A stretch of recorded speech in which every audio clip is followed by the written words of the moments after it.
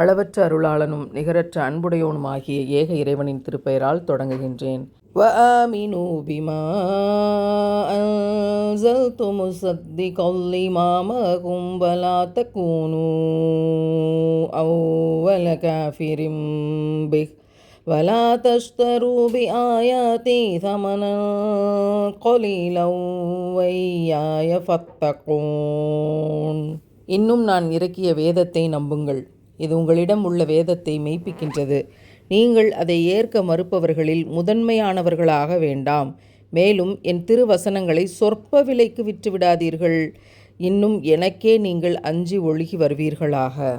அபுல் ஆலியா ரஹ்மத்துல்லாஹ் அவர்கள் சொல்கிறாங்க, முகமது நபிகள் நாயம் ஸல்லல்லாஹு அலைஹி வஸல்லம் அவர்கள் பிற்காலத்தில் நபியாக அனுப்பப்படுவாங்க என்பதை கேட்டறிந்த பின்னரும் அவரை மறுப்பவர்களில் முதன்மையானவர்களாக நீங்கள் ஆக்கிவிடாதீர்கள் என்று அல்லாஹ் சொல்லித் தருகிறான். ஏன்னா உங்களுக்கு ஏற்கனவே மூசா நபி அவர்களின் வாயிலாக மார்க்கம் தரப்பட்டிருக்கிறது. அல்லாஹ்வினுடைய அருட்கொடைகள் கண்களில் காட்டப்பட்டிருக்கிறது. இதையெல்லாம் பெற்ற பின்னரும் கூட இப்படி நன்றி கெட்ட ஒரு கூட்டமாக ஆகிறாதீங்க. இதை மறுக்கக்கூடியவர்கள் வருவார்கள். அப்படிப்பட்ட மறுக்கக்கூடியவர்களில் நீங்கள் முதலிடத்தை இடம் பிடிச்சிடாதீங்க. ஏன்னா உங்களுக்கு தான் முதல்ல இந்த விஷயங்கள் கொடுக்கப்பட்டிருக்கு, இந்த அருட்கொடைகள் தரப்பட்டிருக்கு, உங்களுக்கு மார்க்க விளக்கங்கள் தரப்பட்டிருக்கு, ஒரு நபி உங்களுக்கு அனுப்பப்பட்டிருக்கிறார். அப்போ இதெல்லாம் கிடைச்சும் கூட இதை மறுக்கக்கூடியவர்களில் முதலாவதாக நீங்கள் வந்து விடாதீர்கள்.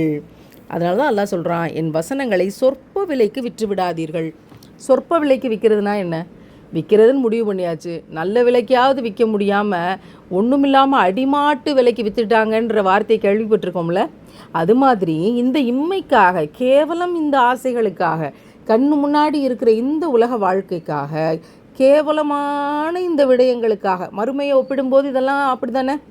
அப்போ இந்த விடயங்களுக்காக, இந்த அற்பமானவற்றுக்காக, இந்த அற்ப விலைக்காக நீங்கள் மறுமையை விற்று விடாதீர்கள். இந்த அற்ப விலைக்கு விற்று விடாதீர்கள் இந்த மார்க்கத்தைன்னு அல்லாஹ் சொல்லி தந்திருக்கிறானே. இது அப்படியே நம்முடைய வாழ்க்கைக்கு இன்றைக்கு திருப்பி பார்ப்போம். அல்லாஹ் இவ்வளவு அழகான மார்க்கத்தை தந்திருக்கானா? மகர்படி தான் திருமணம் செய்யணும்னு சொல்லியிருக்கானா? இறைவன் உங்களுக்கு தந்ததிலிருந்து அதிகமாக தான தர்மங்கள் செய்யுங்க, சேர்த்து வச்சு பூட்டி வைக்காதீங்கன்னு சொல்லியிருக்கானா? நீங்கள் கஷ்டப்பட்டாலும் உங்களிடம் இருப்பதை பக்கத்து வீட்டு ஏழைகளுக்கு பகிர்ந்து கொடுங்கள்னு சொல்லியிருக்கிறானா? பெண்களை கண்ணியமாக நடத்துங்கள்னு சொல்லியிருக்கிறானா? இதெல்லாம் நம்ம கேட்குறோமா? இந்த இம்மையினுடைய அற்ப சுகங்களுக்காக அல்லாஹ்வினுடைய இந்த அருட்கொடைகளை விற்றுவிட்டவர்களில் நம்ம ஒரு வேளை ஆயிட்டமோன்ற அளவுக்கு சமுதாயத்தில் இன்றைக்கி அவ்வளவு பிரச்சனைகள், அலட்சியங்கள்.